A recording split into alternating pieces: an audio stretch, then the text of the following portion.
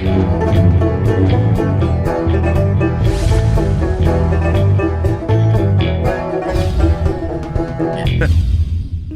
I'm the Deadwood Jedi. This is a Raid Shadow Legends video, and I'm very happy to have on with me today Mr. MacChan, who has an amazing YouTube channel. I actually watch it fairly often for little tips and tricks with particular arena champions and arena meta, stuff like that. He does a lot of like really high-end raid content.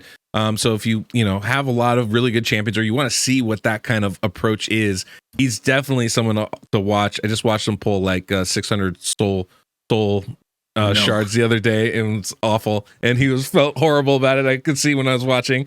But hey man, thank you for coming on. I wanted to talk with you. Obviously we got real-time arena coming, and I had some ideas as far as like how to prepare my champions, what kind of champions I want to be looking at going forward. And so I figured, who better than bring in an expert on this kind of stuff, like yourself, and we can kind of talk and figure out, some ideas to share with the viewers today. So thanks for coming on. No worries, bro. Let's get right into it. All right, we're gonna dive right in here. So anyway, one of the things that I've been trying to figure out is like, what are kind of some of the champions that we want to bring in, some of the champions that we want to prepare for this. It's pretty common knowledge that with that ban phase, we're probably gonna need to bring in at least 2 damage dealers in all of our comps, because one of them's probably gonna be, you only bring in one, they're the one that's gonna get banned, so you can't do any damage. Is one thing.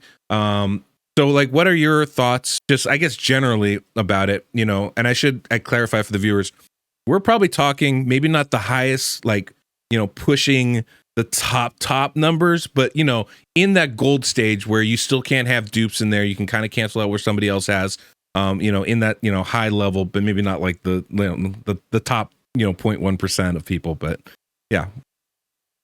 What do you got? Yeah, I think live arena, you can pick 5 champions, then one champion is gonna get banned. It's still related to the classic arena. We're still gonna see the same meta going on.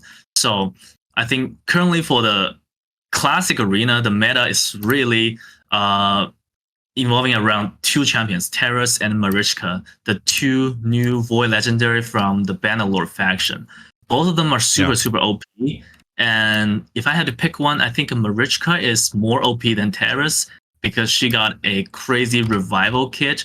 And if we're talking about the real meta is really about reviving. I've seen a lot of people, when they're putting a team together, it's like 1 damage dealer with 3 revivers. You're just gonna pick a lot of revived champions, right? So I think going into live arena, we can use 5 champions. So as you mentioned, we're gonna pick 2 damage dealer. 1 is probably gonna get banned.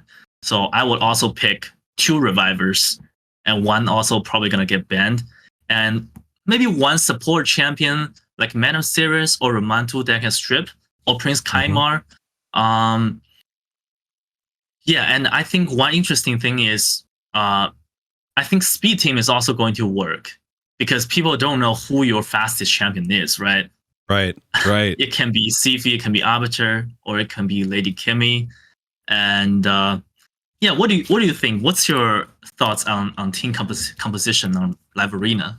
Yeah, well, I've had kind of similar thinking that it's not going to be that different from what we get currently in classic arena, right? Where even though right now it's very heavily on the go second style teams, right?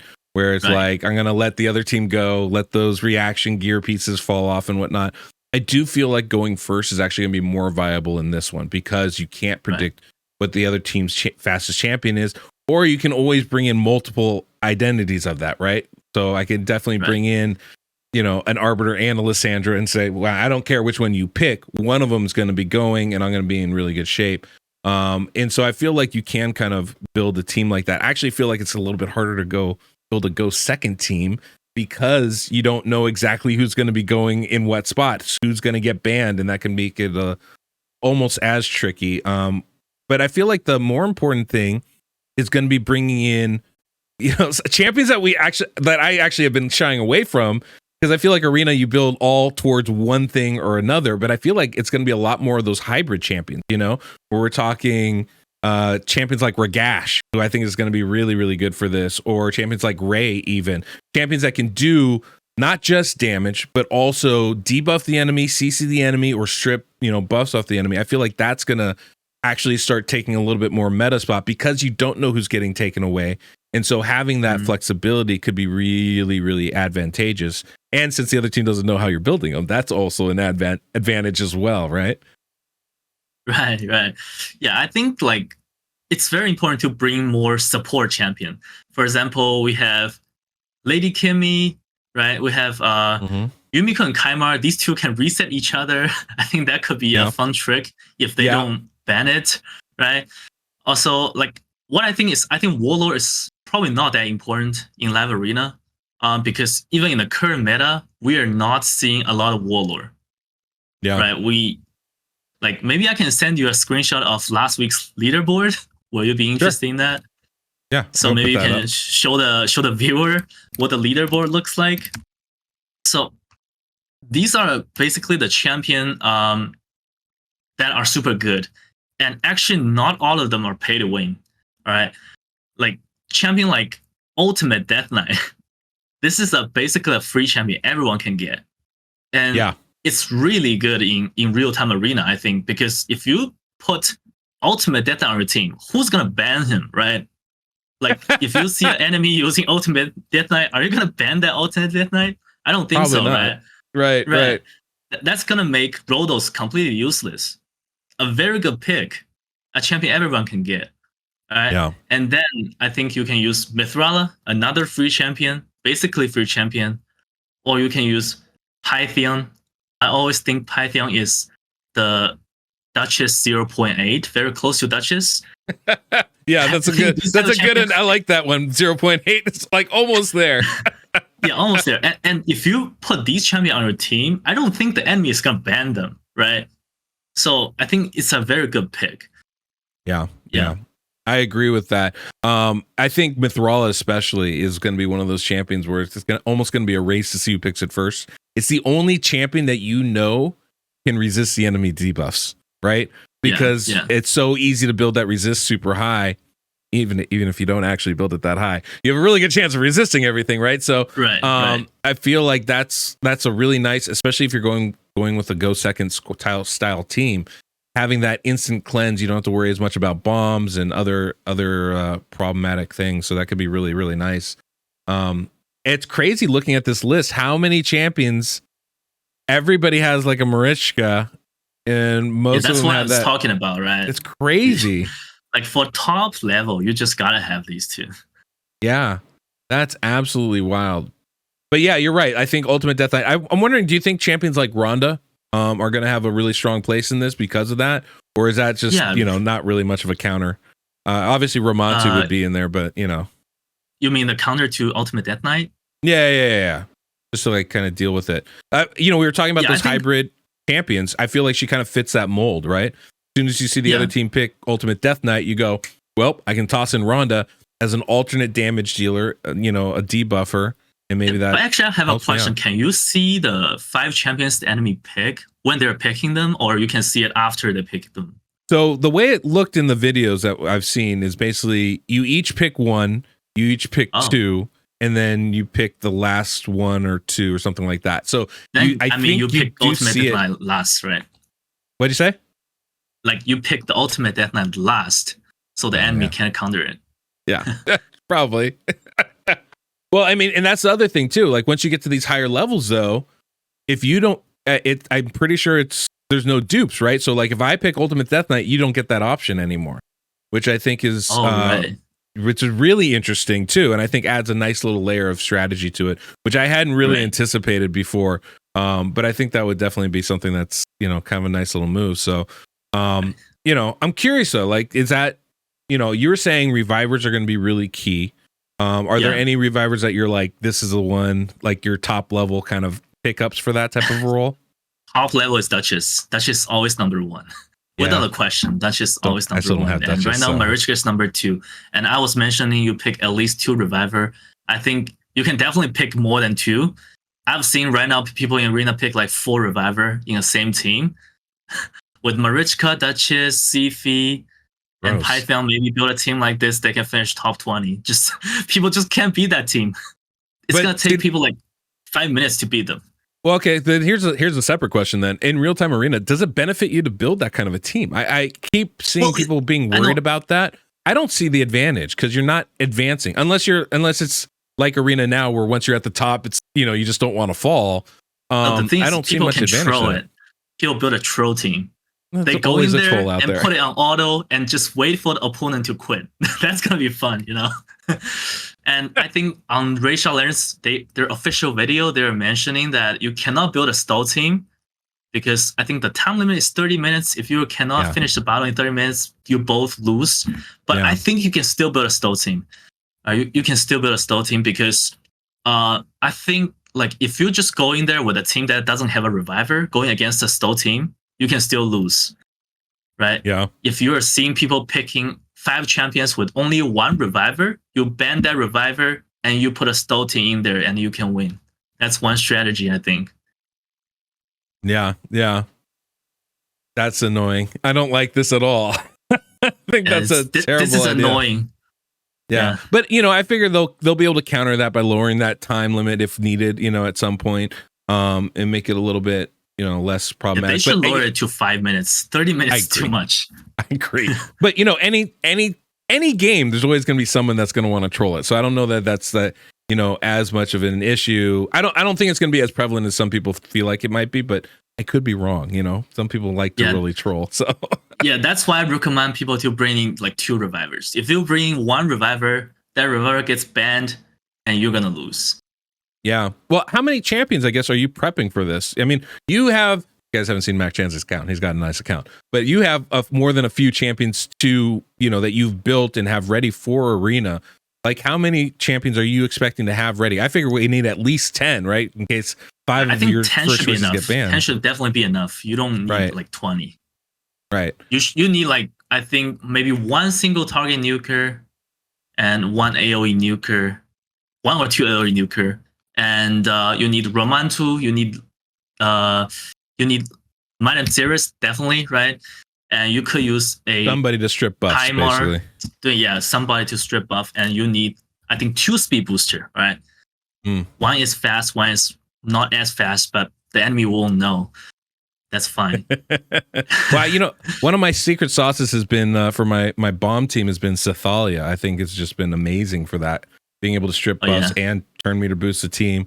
One of the other kind of thoughts I've had in my head is actually relying on some old school champions like Mountain King, and having them be my damage dealer, but also put them in a shield set or a bolster set and help my team survive that first onslaught. Mountain King is super good in a stall team. Pairing him with a 3 super tanky team, super tanky champion, it's gonna work really well. Yeah. So that's actually my one of the thoughts I had was doing, my goal would be draft more to Macabre first, get Mountain King on there, and then just fill it out with a bunch of, heavy tanky champions like, Elva, Pythion, get myself an Ursuga or something like that, and just outlast and beat them down. Certainly one approach to it. Yeah, I think this strategy is going to work especially well in lower end because lower tier people don't know how to deal with a super tanky team.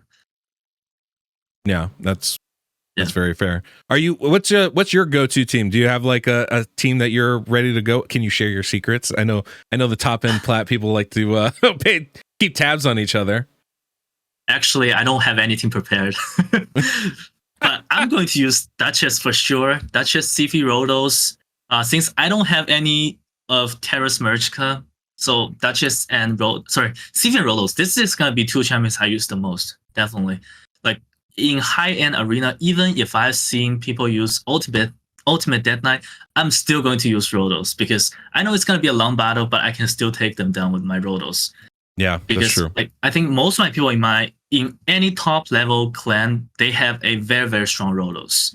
And Rhodos right now in that blessing card, Ward of the Fallen, it's super, super broken.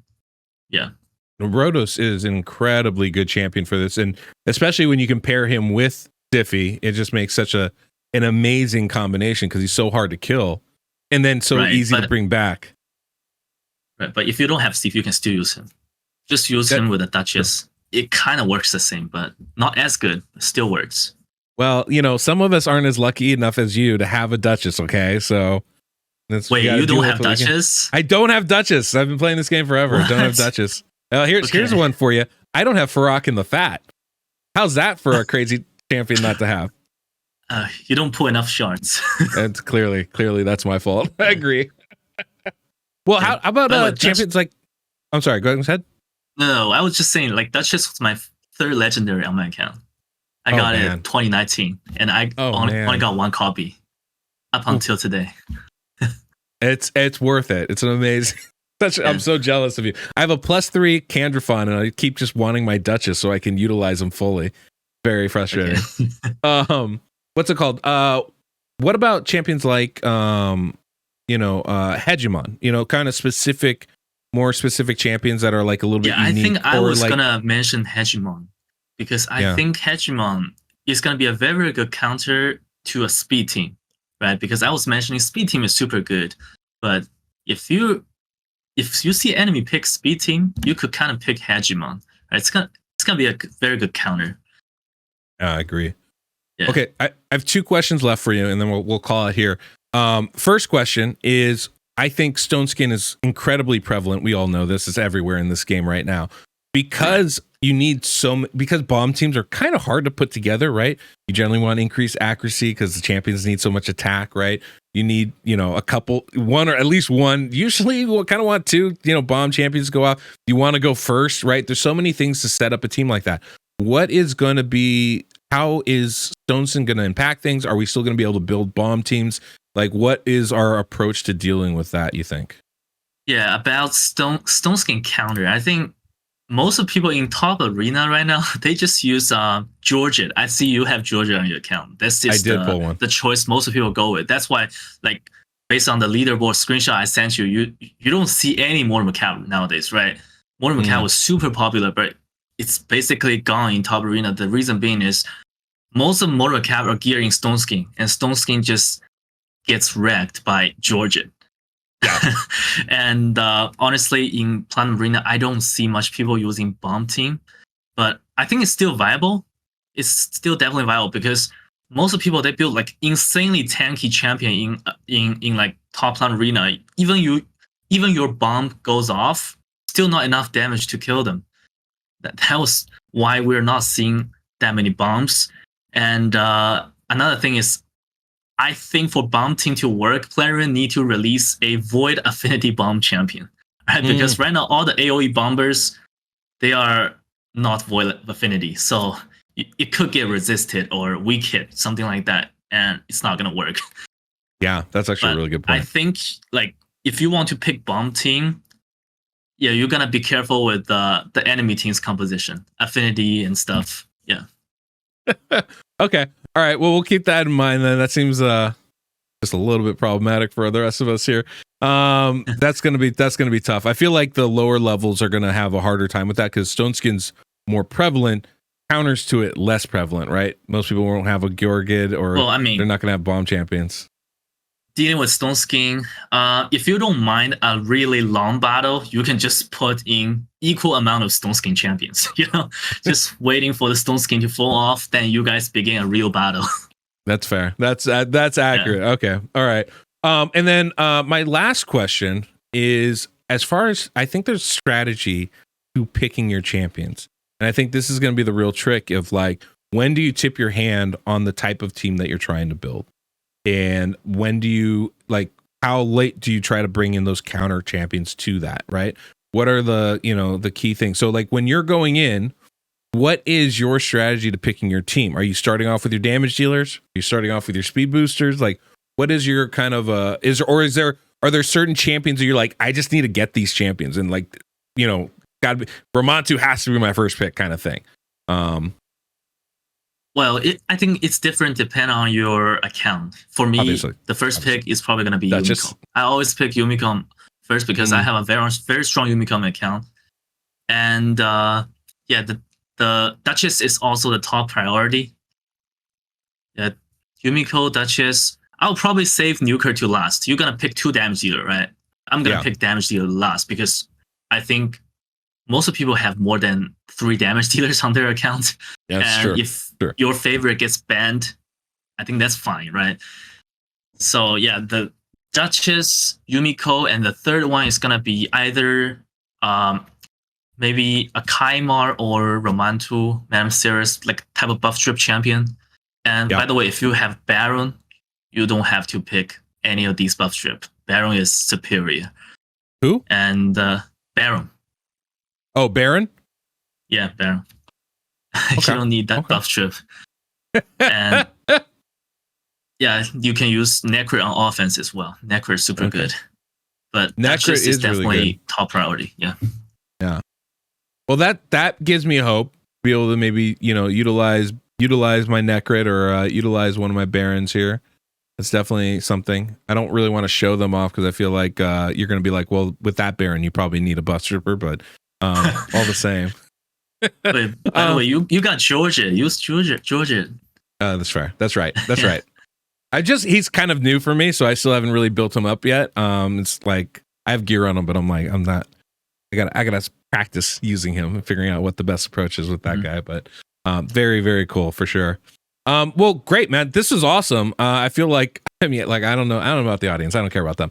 I got a lot of information out of this, and definitely started, getting me thinking a little bit more strategically about the approach and the champions I want to build.